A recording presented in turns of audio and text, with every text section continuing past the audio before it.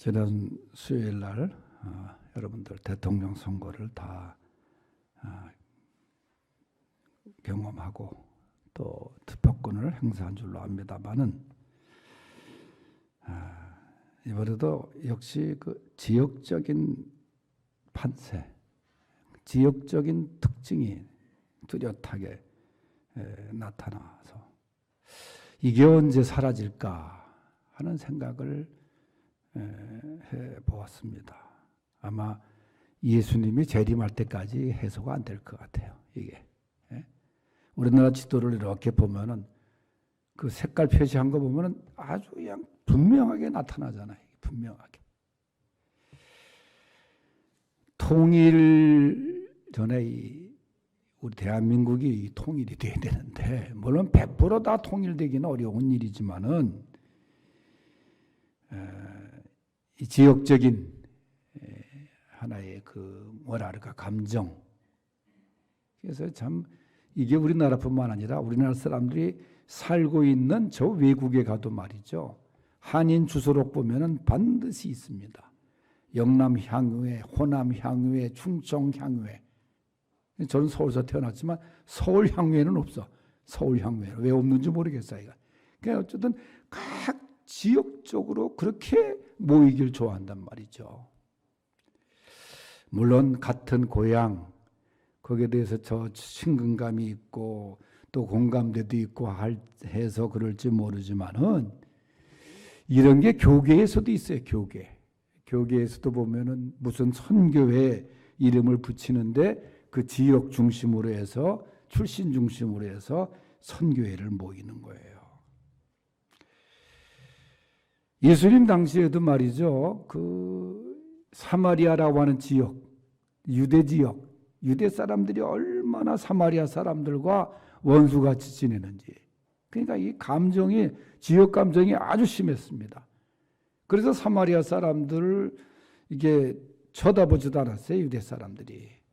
심지어는 개처럼 여겼어요.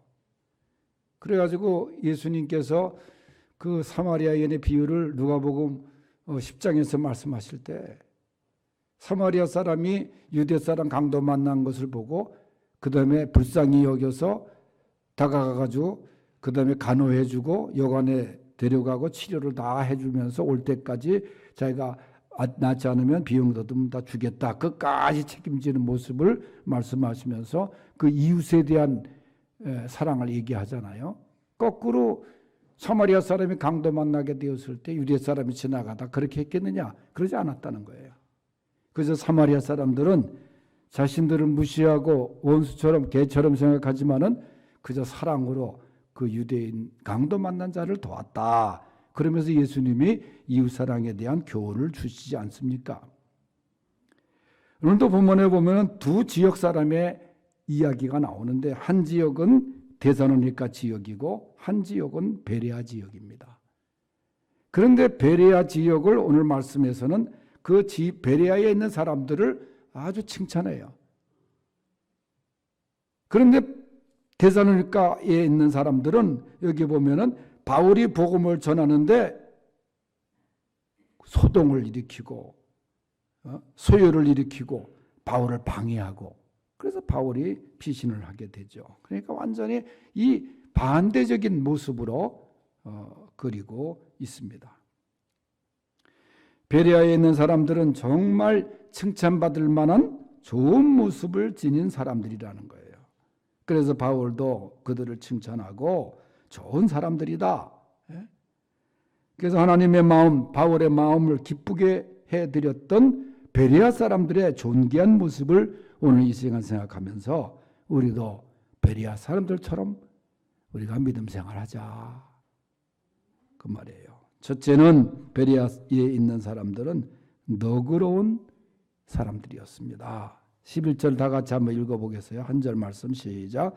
베레아에 있는 사람들은 데살로니가에 있는 사람들보다 더 너그러워서 간절한 마음으로 말씀을 받고 이것이 그러한가 하여 날마다 성경을 상고하므로. 아멘. 오늘 말씀을 보니까 베레아에 있는 사람들은 마음이 너그러웠다. 그렇게 말하고 있어요. 너그러웠다. 옛날 성경에는 데살로니가에 있는 사람들보다 신사적이어서 그렇게 얘기를 해요. 신사적. 그래서 베레아의 사람들의 마음이 정말 너그럽고 신사적이고 온유하고 그랬다는 거예요. 이 너그럽다는 말은 아주 고귀하다, 그 다음에 출신이 좋다 그런 뜻을 지니고 있지만은 베레아 사람들이 뭐 가문이 훌륭해서 그런 말이 아닙니다. 그저 하나님 말씀 앞에서 아주 순수한 마음으로, 아주 겸손한 마음으로 하나님 말씀을 받는 태도를 가졌다는 거예요. 그 마음이 굳어 있는 사람이 아니에요. 경직된 상태가 아니에요. 베레아 사람들은 정말 부드럽고 여유가 있고, 여러분 그저 자기 지역 사람들 아니면 거부하고 색안경 끼고 보고 배척하는 경우가 얼마나 많습니까? 예? 그런데 베레아 사람들은 그저 마음이 너그러웠다는 거예요. 다 겸손하게. 예? 우리 성도님들도 이런 베레아 사람들처럼 너그러운 마음의 소유자들이 될 수 있기를 바랍니다. 예? 자, 품어주는 마음, 너그럽고 부드러운 마음. 예? 제가 이제 김창인 목사님 이렇게 어제도 가서 그 장례식장에 가서 이렇게 사진을, 가장 밝게 웃는 모습 사진을 제가 이렇게 지켜보면서 그 목사님과의 있었던 추억들, 제가 중3 때부터 만났으니까, 중3 때부터 1960 그때가 8년도에 만나서 2000년 4월까지 제가 거의 모시고 이 수지에 왔으니까, 목사님 젊은 시절부터 지금까지 얼마 전까지 제가 모시고 지내왔잖아요. 근데 그분의 그 성품을 보면은 얼마나 날카롭고 차갑다는 말을 많이 듣는지 몰라요. 정말 찬바람이 막 날 정도다. 그래서 이 우리가 교육자실에 있고 목사님 방에 있으면 목사님 문을 탁 여는 순간에 우리가 목사님 언제 오실지 모르니까 그 방송 기사한테 얘기해가지고 목사님 문을 여는 순간에 우리 방에 불이 들어오도록 그렇게 설치를 해놨어요. 빨리 그걸 알아야 되니까. 그러면 이제 다들 보고할 준비도 하고 그러는데, 그런데 참 눈물 한 방울 없는 분이라고 생각할 정도로 그런 분이었어요. 근데 제가 보면서 전 목사님 그 회갑 예배 때 눈물을 팍팍 쏟으면서 그 피난 나왔던 얘기, 그 다음에 언제부턴가 눈물을 많이 쏟기 시작하는데, 참 보니까 이분이 참 이런 따뜻한 면이 그동안 이렇게 노출되지 않았던 그런 면이 있는 것을 제가 많이 봤어요. 점점 그런 모습을 제가 보게 되고, 또 북한에 있는 누이 동생들 38년 만에 만날 때 그렇게 통곡하면서 끌어안고 했던 그 모습을 제가 옆에서 지켜보면서, 야, 이 얼마나 이분이 참 표현은 안 했지만은 그 혼자 18살 때 피난 내려와가지고 그러니까 생존 경쟁 속에서 말이죠, 살아오면서 얼마나 힘들었을까. 그런데도 그 이면의 그 따뜻함을 제가 많이 경험을 했습니다. 그저 데살로니가 사람들보다 마음이 너그러웠던 이 베레아 사람들, 여러분 이런 성품, 이런 마음 주님께서 원하시는 마음입니다. 그저 베레아 사람들처럼 너그러운 마음으로 충성하는 우리 칭찬받는 성도들이 되시기를 축원합니다. 두 번째는 베레아 사람들은 성경을 상고하는 사람들이었습니다. 11절 말씀 읽은 말씀 보면은 중간에 간절한 마음으로 말씀을 받고 이것이 그러한가 하여 날마다 성경을 상고함으로, 간절한 마음으로 말씀을 받았다. 여러분, 우리가 하나님 말씀을 받을 때 간절한 마음, 은혜를 사모하는 마음, 그런 마음으로 받을 때 은혜가 충만케 되는 거예요.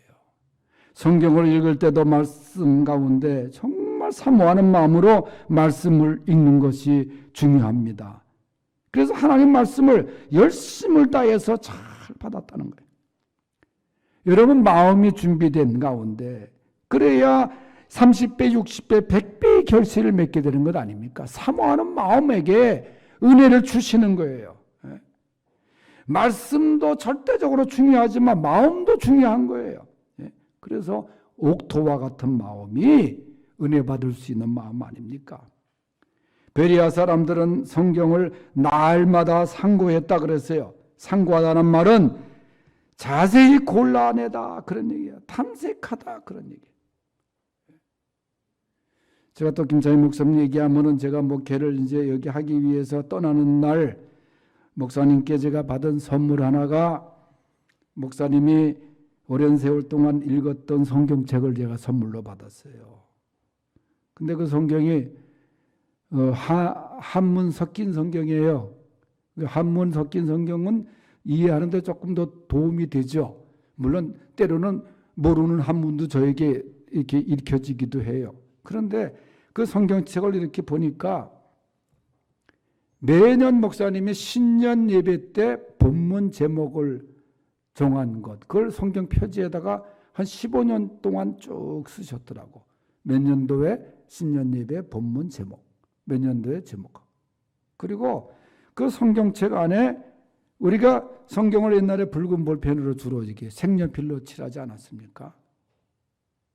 근데 이분이 저도 그 어떤 때 서재에 들어가 보면 목사님 성경 읽은 모습 보면은 요만한 자, 30cm 자를 이 손가락만큼 잘라가지고 그걸로 볼펜을 가지고 성경에다 이렇게 대고서 긋는 거예요, 목사님. 그러니까 그냥 긋는 것도 아니고 자대고 반듯하게 긋는 거예요, 성경을. 그러면서 거기서 중요한 단어에 또 동그라미를 치시고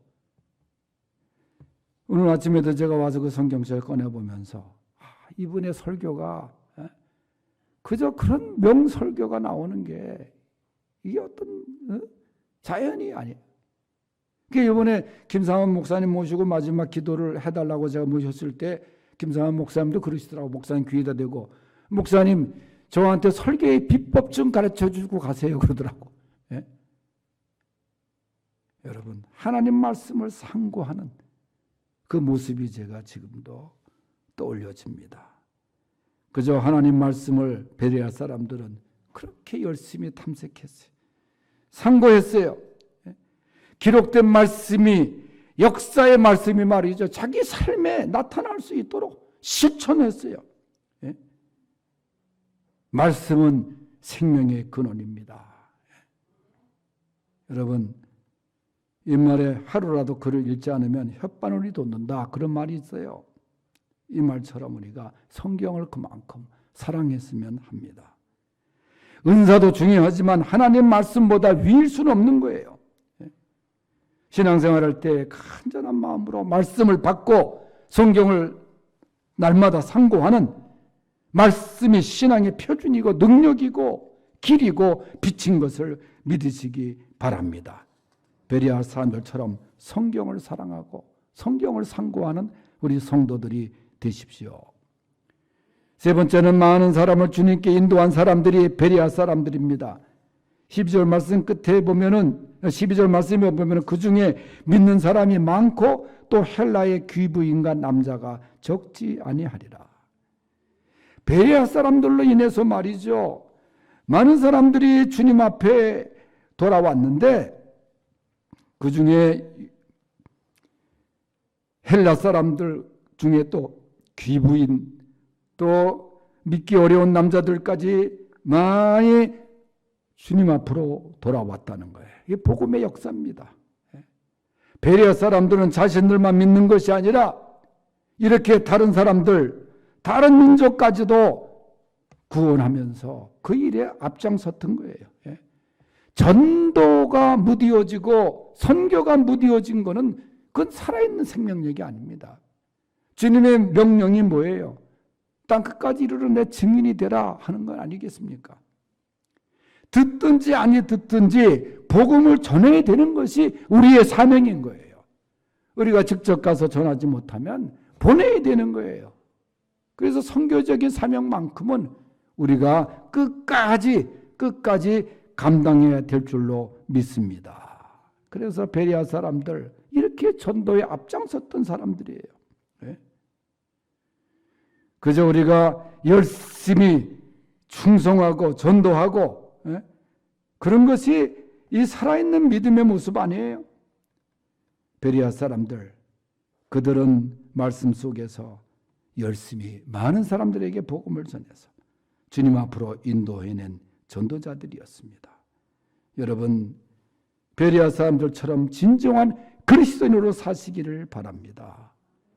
그들처럼 너그러운 마음, 부드러운 마음, 주님의 마음을 품을 수 있기를 바랍니다.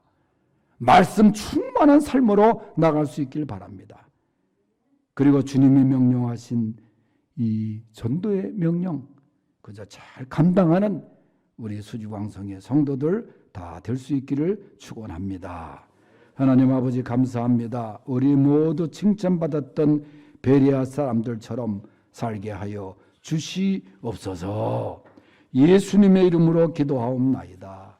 아멘.